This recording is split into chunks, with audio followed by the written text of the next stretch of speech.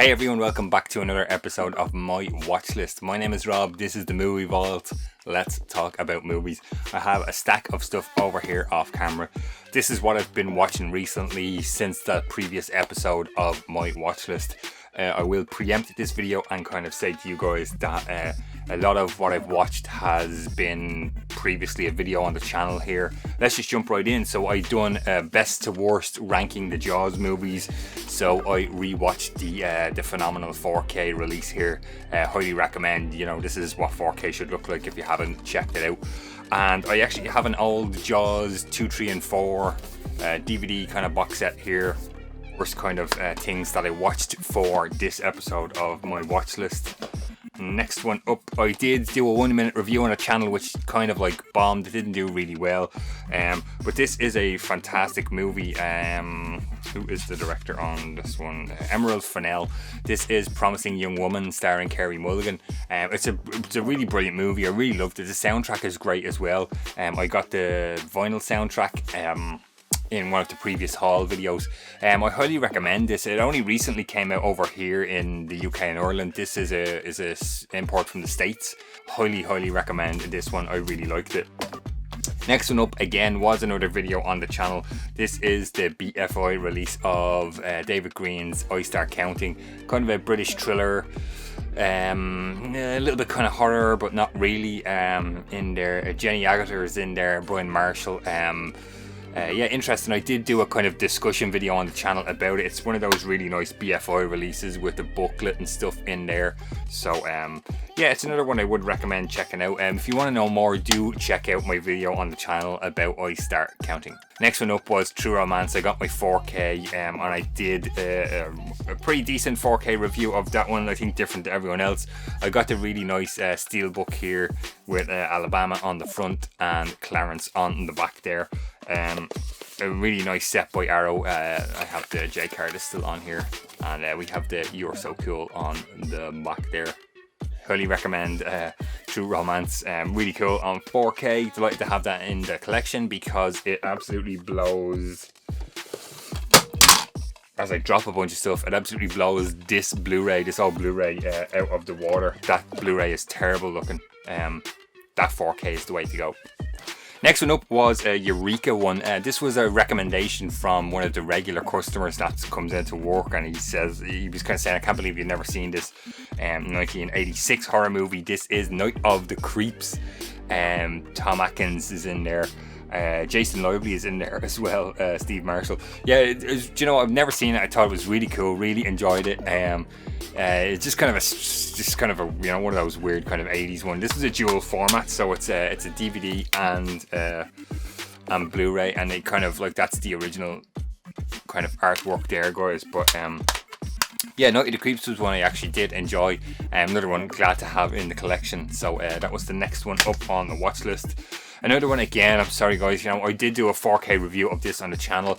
It was the 4K of The Shining out of the massive Kubrick, kind of this Kubrick collection box set that I have. They're all in there. It has really nice kind of, you know, I've shown it before on the channel. I'm making my way slowly through this box set, and you know, if you want to know more about The Shining on 4K, do check out my separate review video of that one.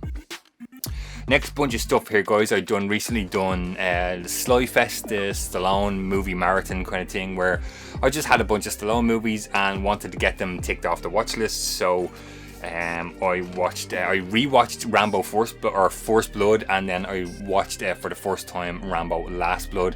They're in this kind of combo pack here with the slip. So I do have First Blood in the collection individually. It's back over there.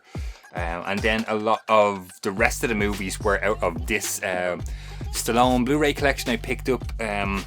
Maybe like last year at some point. I think there is a Cobra Assassins Tango and Cash Specialist Demolition Man. So I'd only watched Tango and Cash out of this box set for the Kurt Russell movie marathon I'd done a while back. So I watched Cobra for the first time, Assassins for the first time, and I revisited The Specialist and Demolition Man. This is a really cool Sly box set. If you want to grab, you know, 5 of his movies on Blu-ray, that is a good one to have in the collection. And yeah, there was, you know, you can see that video on the channel again. Another video on the channel, sorry guys, I reviewed Tree from Hell on 4K. I did cover this when it came out originally on Blu-ray. I picked up the 4K and I never kind of watched it after that, and this is the unrated version with slip I imported from the States. So 4K, but technically not a 4K, a 2K blow up. So if you want to know more, you know, check out my video on the channel about Tree from Hell.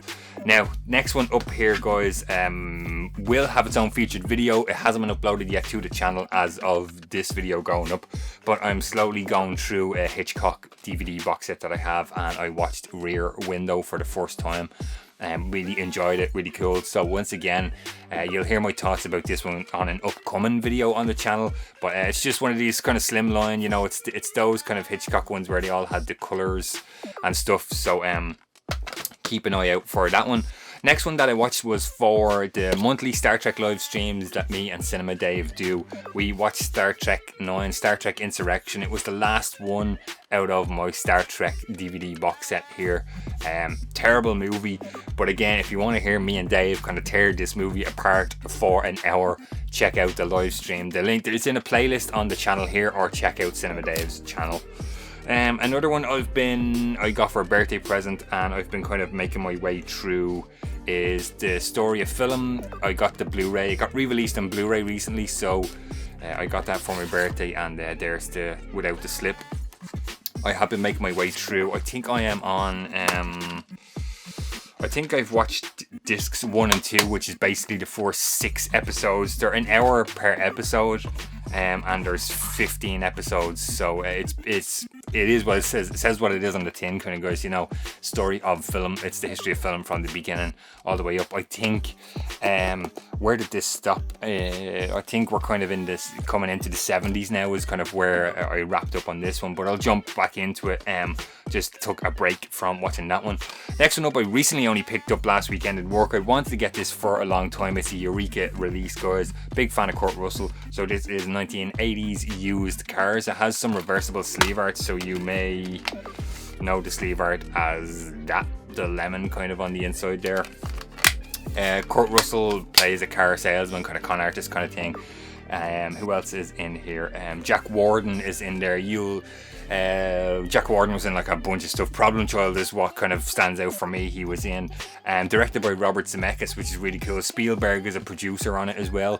Hilarious 80s comedy here, guys. 1980, yeah. Really, really cool. Lots of bonus features on their Eureka release. So I'm glad I picked that one up, and I highly recommend, if you come across this, it's really funny. Give it a watch. Just about used car salesmen, that kind of thing. Like two kind of rival twin brothers, kind of rival car dealerships across the road from each other. Really funny. Last one up was I got to see the Suicide Squad, James Gunn's Suicide Squad. So not a physical release, and I kind of feel like I have mixed feelings on this one, guys. It's like, I remember being really excited about this movie, then I saw the trailer and I kind of thought, like, what is this? This looks bad. I was a big fan of the first Suicide Squad movie, and then rewatching this one, I kind of feel like I'm 50-50, like on a fence, like on the level of, like, I thought the trailer was bad, and then I kind of watched the movie and I thought, like, the movie was exactly what I expected it to be. Like, kind of, it wasn't as good as the first one in my opinion. But in saying that, it's action packed and it's like over the top and it's really violent and there's a lot of bad language in it. And like the whole James Gunn thing, like he was, you know, he directed Guardians of the Galaxy Volume 1 and 2. He got fired. DC hired him for the Suicide Squad. He's been rehired by Marvel since. What's good about the Suicide Squad? Margot Robbie is fantastic. She is brilliant as Harley Quinn. That is just, you know, that's a fantastic role for her. Oh my god, I'm even blanking the army guy's name. It's not Joel Kinnaman, is it? I can't even remember the character's name. I liked him in the first movie. You guys will know who I'm talking about. Correct me in the comments. I liked him in the first movie. That was good. John Cena, I'm not a bit, you know, even though I watch the wrestling, I'm not a fan of John Cena, but I've you know, he's quite funny in some of the smaller kind of comedy roles he's had. He's quite funny in this, but he's, you know, I wouldn't be a huge fan of him on the same breath as saying that.